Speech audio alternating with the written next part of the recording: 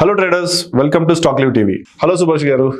Hello అండి sir, మీరు ఉన్న 13-14 ఇయర్స్ ఎక్స్పీరియన్స్ని మనం తీసుకుంటే మీరు డిఫరెంట్ ఏజ్ గ్రూప్స్ వాళ్ళని మీరు చూసుంటారు ఇన్వెస్టింగ్ సైడ్లో.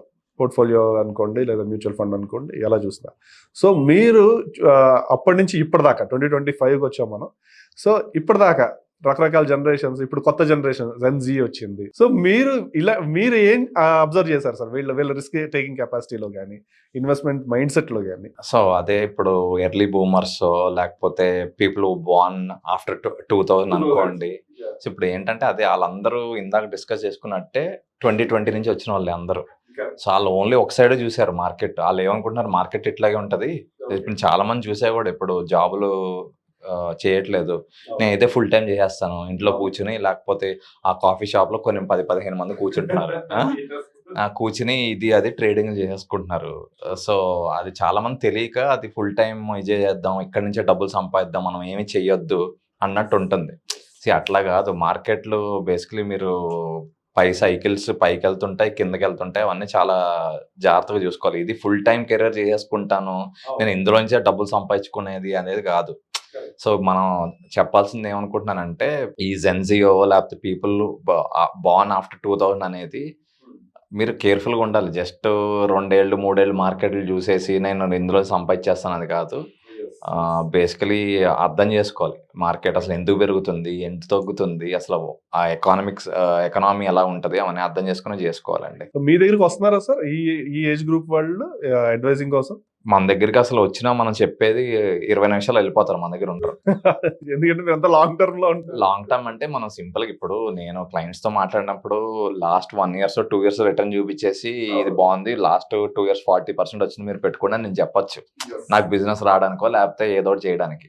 సో అది కరెక్ట్ పద్ధతి కాదు. మనం చెప్పేది ఏంటంటే సింపుల్ గా క్లయింట్స్ కి ఒక సింపుల్ లాజిక్ అండి. నామినల్ జీడిపి అంటాం, అంటే మీనింగ్ ఏంటంటే inflation plus GDP. So on average తీసుకుంటే మీకు ఎనీవేర్ బిట్వీన్ 14 to 15%. సో అది good starting point of thinking. 14-15% yearly. Okay, అది ఇప్పుడు 15-14 అంటే ఎవడన్నా వస్తుందండి. 2 రోజుల్లో స్టాక్లు 50-60% పెరిగిపోయినాయి, 100% ఈ వాట్ ఎవర్ ఈ లాస్ట్ 3-4 yearsలో. సో జనాలు మనకు నచ్చదు అది. సో ఆ ఏజ్ వాళ్ళు అయితే దగ్గర మా అప్రోచ్ అవడం, ఆ మెయిన్ మైండ్ సెట్ అండి. Everything is about emotional management, mind set. వాళ్ళు మన దగ్గరికి రారాళ్ళు. సో ఎప్పుడు వస్తారు అంటే ఇప్పుడు లాస్ట్ 3 months 6 months నుంచి కొంచెం అడుగుదడం స్టార్ట్ చేశారు. నేను I'm part of few groups, అక్కడ యంగ్ ఆంటర్ప్రెనర్స్ కూడా ఉన్నారన్నమాట. 24-25 వాళ్ళు అంటారు, భయ్ అభి క్యా కర్నా, మార్కెట్స్ బహుత్ గిరిగే అభి క్యా కర్నా అంటే. ఇంతకుముందు అనేవాళ్ళు కాదు, నేను వాళ్ళతో 2 years నుంచి టచ్ లో ఉన్నా, అసలు మాట్లాడేవారు కాదు. తెలిసి కూడా అభి క్యా కర్నా. ఇప్పుడు ఎప్పుడన్నా మార్కెట్ పడినప్పుడే అంతే అండి, పేషెంట్ డాక్టర్ రిలేషన్షిప్ మీరు అన్నట్టు. సో ఏంటంటే అదే ఇప్పుడు మీరు రెస్పెక్ట్ చేయాలి. మీరు టైం ఉండి మీరు చేసుకోగలుగుతారంటే చేసుకోవచ్చు. టైం లేదు, నాకు హెల్ప్ కావాలి, ఇంట్రెస్ట్ రేట్లు, ట్రంప్ వచ్చాడు, ఆడొచ్చాడు, ఇది వచ్చింది అంటే అంత చాలా ఉంటుంది వర్క్ చేయడానికి. అది దానికి ఇట్ ఆల్సో డిపెండ్స్ అండి. ఇప్పుడు ఎస్ఐపి లేకపోతే చిన్న స్టార్ట్ చేసుకుని చిన్న అంటే పర్వాలేదు కానీ, బట్ కొంచెం సైజబుల్ పోర్ట్ఫోలియోస్ బిల్డ్ అవుతున్నాయి, కొంచెం లెర్నింగ్ చేసుకోవాలి అంటే ఎవరన్నా, అదే చెప్పా ఇంతకుముందు కూడా, మీ మెయిన్ జాబ్ ఏంటంటే ఒక మంచి అడ్వైజ్ని ఎతకడం ఫస్ట్. అది 1 month పడుతుందా, 3 months పడుతుందా, 6 months పడుతుందా, పట్టినా పర్లేదు కానీ ఆ టైం స్పెండ్ చేయాలి. వాళ్ళు ఏం చేస్తున్నారు, వాళ్ళ ప్రాసెస్ ఏంటి, అవన్నీ అర్థం చేసుకుని. ఇప్పుడు చాలామంది ఏముంటుంది, అడ్వైజర్స్, ఇన్వెస్ట్మెంట్ స్పెషలిస్ట్లో, నా దగ్గర ఎక్స్ అమౌంట్ ఆఫ్ మనీ ఉంది, సో ఎగ్జాంపుల్ 50 lakhs ఉంది అనుకోండి. ఇప్పుడు క్లయింట్ వచ్చి 50 lakhs ఉంది అంటాడు, ఓకే సార్ ఇందులో పెట్టేద్దాం. అట్లా కాదు కదండి. ఇప్పుడు మొత్తం అంతా అర్థం చేసుకోవాలి, మీకు అసలు ఇన్వెస్ట్మెంట్స్ ఎందులో ఉన్నాయి, మొత్తం ఈ 50 lakhs ఎందుకు పెడుతున్నారు, ఎప్పుడు కావాలి. ఇప్పుడు రిటర్న్స్ చూసేసి పెట్టడం కాదుగా. ఇప్పుడు చాలా మంది 50 lakhs అంటే ఓకే సార్ మార్కెట్ 3-4 years నుంచి బాగుంది, పిఎంఎస్ బాగుంది, పెట్టేద్దాం. అట్లా కాదు కదా. ఆ ఎంట్రీ పాయింట్స్, ఇందాక చెప్పినట్టు ఎంట్రీ పాయింట్స్ చూసుకోవాలి, ఎక్కడున్నాయి, అవన్నీ చాలా వర్క్ ఉంటుందండి. మీ ఎక్స్పీరియన్స్ ఒకటే కాదు, చాలా మటుకు మీరు రీసెర్చ్ ఎక్కువ ఉంది యాక్చువల్లీ. మీరు అన్నట్టు ఎంట్రీ పాయింట్స్ అని కానీ ఇవన్నీ మీరు ఎక్స్ప్లెయిన్ చేస్తారంటే వాళ్ళ మైండ్కి అది వెళ్ళే ఛాన్స్ లేదు. మీరంటే ఓన్లీ జెన్జీ ఒకటే కాదండి, మీరు అన్నట్టు ఈ మధ్య స్టార్ట్ అయిన వాళ్ళు 5-4 years బ్యాక్ స్టార్ట్ అయిన వాళ్ళు ఎవరైతే ఉన్నారో వాళ్ళు కూడా నేను 50 పెడతాను నాకు డబుల్ అవ్వాలి, లేదా 100 పెడతాను డబుల్ అవ్వాలి, లేదా 3 అవ్వాలి, అలా అయితేనే వస్తాను. ఎందుకంటే మీరు అన్నట్టు 30-40% నేనే చేసుకుంటున్నా కదా. అన్ని క్వశ్చన్ చేసే వాళ్ళు కూడా ఉన్నారు. బట్ ఇలా ఈ ఫాలింగ్ మార్కెట్స్లో లేదా ఏదైతే రిస్క్ ఇంకా కంటిన్యూ అవుతున్న అన్ప్రెడిక్టబుల్ మార్కెట్స్, వాలటాలిటీ మార్కెట్స్లో ఏం చేయాలనేది మీలాంటి వాళ్ళకే ఐడియా ఉంటుంది. అండ్ మీరు కాషన్ కూడా ఇవ్వగలరు వాళ్ళు. This is the peak point, ఇక్కడ ఒకసారి స్టాప్ చేద్దాం. మీరు వీళ్ళతో ఎలా కమ్యూనికేట్ చేస్తారు ఇవన్నీ కూడా? అంటే ఇదే ఎంట్రీ పాయింట్ అని కానీ, సపోజ్ వస్తున్నారు ఈ మధ్య మీరు అన్నట్టు 4-5 పీపుల్ ఆల్రెడీ మిమ్మల్ని అప్రోచ్ అయ్యారు. ఈ 4-5 మంత్స్ నుంచి చాలా మంది అప్రోచ్ అవుతున్నారండి. వాళ్ళకి మీరు ఎలా చెప్తారు? అంటే హౌ యూ విల్ కమ్యూనికేట్? చాలా వెరీ వెరీ ఇంపార్టెంట్ క్వశ్చన్ అండి. Very nice question. సో ఎలా చెప్తాం అంటే, ఇప్పుడు అదే చెప్తాను కదా, ఫస్ట్ ఫ్యామిలీ స్ట్రక్చర్ అర్థం చేసుకుంటాం. వాళ్ళ ఏజ్ ఏంటి, అసలు ఓవరాల్గా ఫ్యామిలీ ఇన్వెస్ట్మెంట్స్ ఎంత ఉన్నాయి. ఇప్పుడు ఎగ్జాంపుల్ చెప్తాం, చాలా పోర్ట్ఫోలియోస్ చూసినప్పుడు ఏమవుద్దంటే, whether we like it or not, మన ఏపీ తెలంగాణ జనాలందరికీ ఇన్వెస్టర్స్కి కానీ మోస్ట్లీ రియల్ ఎస్టేట్ ఎక్స్పోజర్ ఎక్కువ ఉంటుంది. నెంబర్స్లో మాట్లాడుకుందాం. సో ఇప్పుడు 100 రూపాయలు ఉందనుకోండి మీ నెట్వర్త్, 100 రూపాయల్లో నేను చూసిన లాస్ట్ 12-13 ఏళ్ళలో ఆల్మోస్ట్ 70-80% ఆఫ్ దెమ్ జనాలకి 60-70% ఎక్స్పోజర్ ఉంటుంది రియల్ ఎస్టేట్. ప్లాట్ కావండొచ్చు. ఇప్పుడు ఫ్లాట్ ఏం చేస్తారు, మనం ఉండడానికి కొనుక్కుంటాం మనం.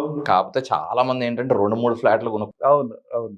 మీరు అది కూర్చుని క్యాలిక్యులేట్ చేసుకుంటే జనరల్లీ రెంటల్ ఈల్డ్ అంటాం. ఆ రెంటల్ ఈల్డ్ ఎంత వర్కౌట్ అవుతుంది, మోస్ట్లీ నేను హైదరాబాద్ మాట్లాడుతున్నాను. హైదరాబాద్లో 6-7% కంటే ఎక్కువ వర్కౌట్ కాదండి రెంట్. ఇప్పుడు 6-7%కి మీరు ఇల్లు కొనుక్కుని దానికి మెయింటెనెన్స్ చేసి రెంట్కి ఇచ్చి ఎత్తుక్కోవడం కన్నా ఆ 7-8%, 6% వాట్ ఎవర్ ఎఫ్డీలోనే వస్తాయి రిస్క్ తీసుకోకుండా. మీరు ఎప్పుడంటే అప్పుడు తీసుకోవచ్చు మీ డబ్బులు. క్యాపిటల్ గెయిన్స్ ఉండవు. ఆ రెంట్ ఆడు ఇచ్చాడా, ఆడు ఎలా పాడు చేస్తున్నాడా, మళ్ళీ ఇప్పుడు అమ్మేయాలనుకోండి అది మళ్ళీ బయర్ని ఎత్తుక్కోవాలి మీరు. అది పెద్ద తలకాయ నొప్పి అది.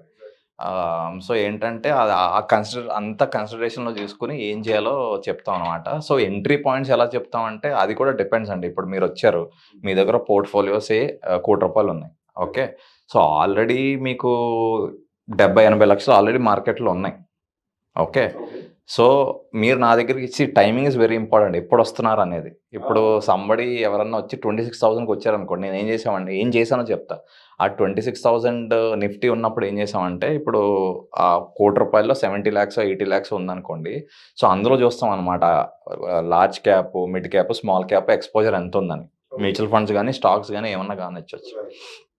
So example small cap exposure ఎక్కువ ఉందనుకోండి, మేము చాలా క్లయింట్స్కి అమ్మిచ్చేసాం. అలాగని మొత్తం కాదు. సో ఏమవుద్దంటే 3-4 ఇయర్స్లో బాగా ఇప్పుడు ₹20 పెడితే ₹40 అయిపోయినాయి. Okay okay okay.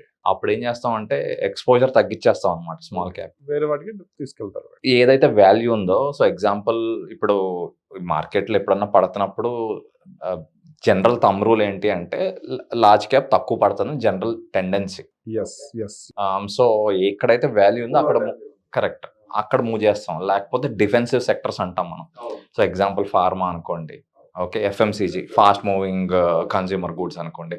సో అలాంటివి కొంచెం మూవ్ చేసుకోవడం. సో అలా యాక్టివ్ మేనేజ్మెంట్ అనేది చాలా ఇంపార్టెంట్. సో ఇప్పుడు ఆ 26,000 వచ్చిన వాళ్ళు మేమైతే ఫ్రెష్ క్యాపిటల్ అయితే పెట్టమండి. సో ఆల్రెడీ నేనే చెప్తున్నాను ముందు మార్కెట్లు పడతాయని, వస్తే నేనైతే డబ్బులు పెట్టను.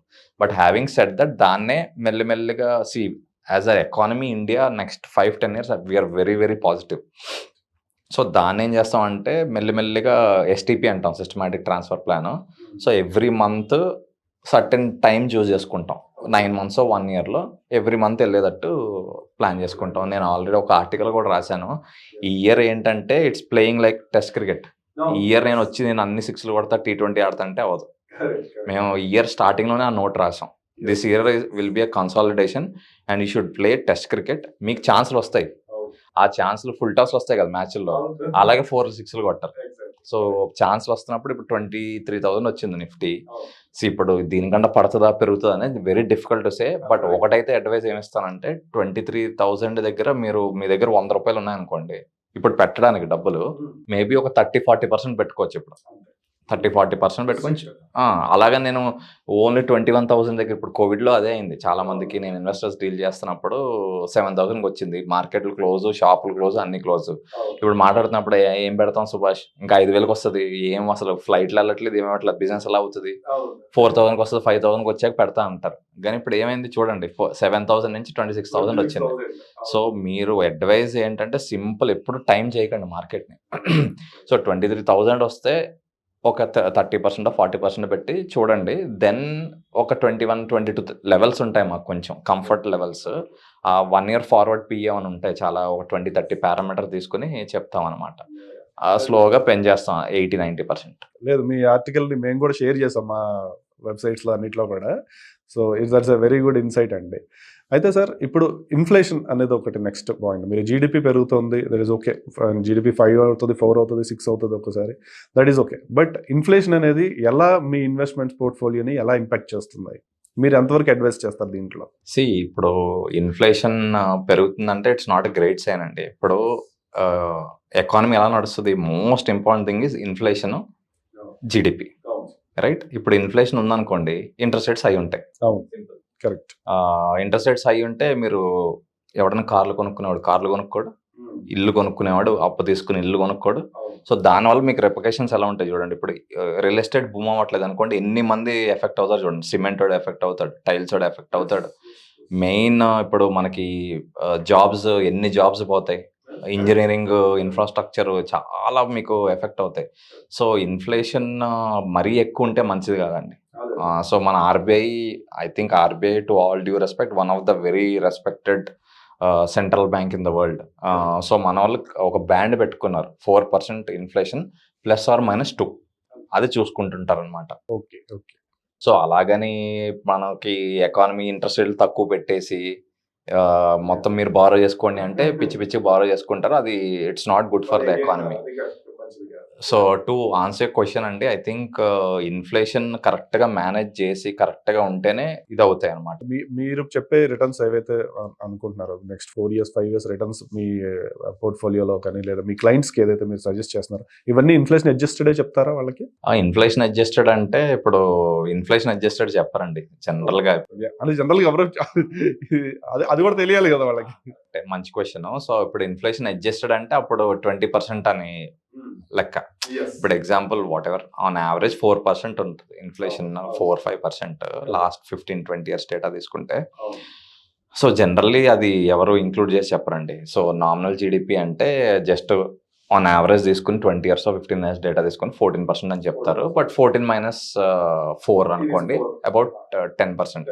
సో అందుకే ఈక్విటీ అనేది very very good asset class. ఇప్పుడు ఏంటంటే, ఇప్పుడు నేను 4% ఇన్ఫ్లేషన్ ఉంది, మీరు ఎఫ్డీలో పెడుతున్నారు అనుకోండి, 6-7% వస్తుంది. మీరు అన్న 6-7% ఎఫ్డీలో పెడితే ఈ ఇన్ఫ్లేషన్ తీసేస్తే it is not even 2 or 3% max, అంతే కదా.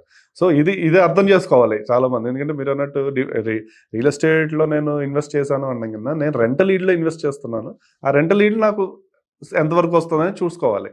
సో ఆ ఇంట్లో మీరు ఉంటున్నారు అంటే అది వేరే సంగతి, కానీ జస్ట్ రెంట్ కోసం ఇస్తున్నప్పుడు real estate is not a best asset class compared to equity. అంటే బెస్ట్ అనలేవండి. సో దాంట్లో కూడా అంటే ఎట్లా అంటే, ఇప్పుడు అది చెప్తే రియల్ ఎస్టేట్ వచ్చి కొడతారేమో. ఎవ్రీవేర్ అది ఎమోషనల్ ఇన్వెస్టింగ్ కూడా ఉంటుంది కదా, మనం చెప్పలేము. అంటే ఏది ఇది మంచిది అది అని చెప్పడం కాదు, కానీ ఇప్పుడు అదే చెప్పాను మీకు, ఏదంతా ఓవరాల్గా ప్లాన్ చేసుకోవాలి. ఇప్పుడు మీకు 100 రూపీస్లో ఉన్నాయనుకోండి, 7% ఈల్డ్ కూడా ఉండాలి కొన్ని, కంపల్సరీ నాకు వస్తుంది అనే మైండ్ సెట్. సో అదే చెప్తున్నా, ఇప్పుడు 100% మొత్తం 80% 90% ఈ రెంటల్ ఈల్డ్ 7% ఉండకూడదు. మేబీ ఒక 30% 40% what ever me risk profile బట్టి. సో మనం ఎలా చేస్తామంటే, ప్రతి క్లయింట్ని రిస్క్ ప్రొఫైల్ చేసి ఒక 20 క్వశ్చనర్స్ ఉంటాయి, ఆన్సర్ చేసి స్టడీ చేసి కన్జర్వేటివ్, మోడరేట్, అగ్రెసివ్ అని చెప్తాం. దాన్ని బట్టి కన్జర్వేటివ్ వాళ్ళకి 30-40% ఈజ్ ఓకే. ఆ 7% మిగతాది ఈక్విటీలో పెట్టుకోవాలి. ఎందుకంటే 7% ఇన్ఫ్లేషన్ పైన 3% వస్తుంది. But you have to beat by at least some portion of your money should beat by at least 7-8% కదా, లేకపోతే నో పాయింట్. కరెక్ట్. ఎందుకంటే మీరు మాట్లాడుతున్న అర్థం అవుతుంది ఏంటంటే, మీరు ఆల్మోస్ట్ రియాలిటీకి దగ్గరగా నెంబర్స్ చెప్తున్నారు, ఇది ఇంతే ఉంటుంది అని. సో మిగతా అందరూ కొంచెం హైప్ చేసి చెప్తారు. బట్ మీరు అన్నట్టు ఇన్ఫ్లేషన్ అడ్జస్ట్ చేసిందా ఎంత వస్తుంది, this is the reality where we have to live with this. అంటే 15% ఎక్స్పెక్ట్ చేస్తున్నారంటే అది 10% లేదా 12% అనే అనుకోవాలి. సో అప్పుడే ఇన్వెస్టింగ్ స్ట్రాటజీస్ ప్లాన్ చేసుకోవాలి. సో ఎవరైతే ఎక్కువ రిటర్న్స్ నేను ప్రామిస్ చేస్తున్నాను, లేదా 30% ఇస్తాను, 100% ఇస్తాను అనేది, ఇట్స్ ఆల్ చెప్పాలంటే ఎవరు డెలివరీ చేసేంత ఇదైతే కాదు. రాంగ్ ప్రామిసెస్ వెళ్తాయి. అంటే నేను ఎలా చూస్తానంటే, రెడ్ ఫ్లాగ్ అంటాం. ఇప్పుడు ఎట్లా అంటే 30-40 ఇప్పుడు చాలా పాన్జీ స్కీమ్స్ ఉంటాయి. ఇప్పుడు ముంబైలో కానీ ఇప్పుడు రీసెంట్గా చాలా అయిపోయినాయి. గోల్డ్ దాని మీద మీకు మంత్లీ ఇంత ఇచ్చేస్తా, అంటే పాసిబిలిటీస్ కూడా ఉండొచ్చు. కానీ మీరు తెలుసుకోవాలి. బ్లైండ్‌గా వెళ్ళిపోయాడు 30-40% ఇస్తా నేను పెట్టేస్తా అంటే కాదు కదా! అందులో మెయిన్ రిస్క్‌లే ఉన్నాయి. ఆడు ఎలా ఇస్తున్నాడు? మార్కెట్‌లో ఎవ్వడేమో 30-40% ఎలా ఇస్తున్నాడు? అది తెలుసుకోవాలి. ఇప్పుడు ఈజీ అంత 30-40% వస్తుందంటే ఆడి దగ్గర ఉన్న డబ్బులే మనోడు పెట్టుకొని జనరేట్ చేసుకోవచ్చు కదా! జనాల దగ్గర నుంచి ఎందుకు డబ్బులు ఇది చేసుకుంటున్నాడు? అలాగని అందరిని ఒక దాంట్లో పెట్టలేమండి. కొంతమంది నిజంగా మంచి ప్రమోటర్స్, మంచి కంపెనీ నడిపేటోళ్ళు ఇస్తారు. కొంతమంది ఫండింగ్ టైట్ ఉన్నప్పుడు, బ్యాంకులు ఇవ్వనప్పుడు 14% మీద తీసుకుంటారు. అవి కాకపోతే ఏమి ఎడ్యుకేట్ చేద్దాం అనుకుంటున్నా అంటే మీరు తెలుసుకోవాలి అండర్‌లయింగ్. దాంట్లో ఏమున్నాయి? ఈళ్ళెలా ఎందుకు ఇస్తున్నారు మనకు 15% ఏమైనా ప్రాబ్లమ్స్ ఉన్నాయా? ఆ ప్రాబ్లమ్స్ ఉంటే తెలుసుకోవాలి. సో, స్టడీ చేయాలండి దేనికంటే ఇన్వెస్ట్‌మెంట్స్ అనేది నేను పెడుతున్నా. ఈ రిటర్న్స్ అదే చెప్తున్నా. రిటర్న్స్ చూసి ఏది పెట్టకండి. మీరు కొంచెం ఎంత అడ్వైజర్స్ పెట్టుకున్నా మీకు ఒక 15% అన్నా తెలియాలి ఏం చేస్తున్నాం అనేది. ట్రూ. బాగుంది sir. That's a very good insight అండి. సో చాలా నిజాలు ఉన్నాయి దీంట్లో యాక్చువల్లీ. సో వ్యూవర్స్ చూసారు కదా, మీరు ఇన్వెస్ట్మెంట్ ప్రామిస్ చేసేటప్పుడు బ్లైండ్ గా ఎంత పర్సెంటేజ్ ఇంత ప్రామిస్ చేశారో బ్లైండ్ గా ఇన్వెస్ట్ చేయాలి కానీ ఇలాంటివి చేయకండి. ఏదన్నా మీకు డౌట్ ఉంటే ఖచ్చితంగా అడగండి అడ్వైజర్ని. 2-3 అడ్వైజర్స్ తో మాట్లాడుకుని వాళ్ళ హిస్టరీ చూసి, వాళ్ళ పోర్ట్ఫోలియో క్లయింట్స్ చూసి, వాళ్ళ పర్ఫార్మెన్స్ చూసి మీరు ఒక అడ్వైజర్ సెలెక్ట్ చేసుకోండి. ఎవరైతే జన్జీ వాళ్ళు ఉన్నారో, so it's the right time to approach a advisor so that మీరు మీ నష్ట భయాల్ని ఇంకొంచెం తగ్గించుకోవచ్చు.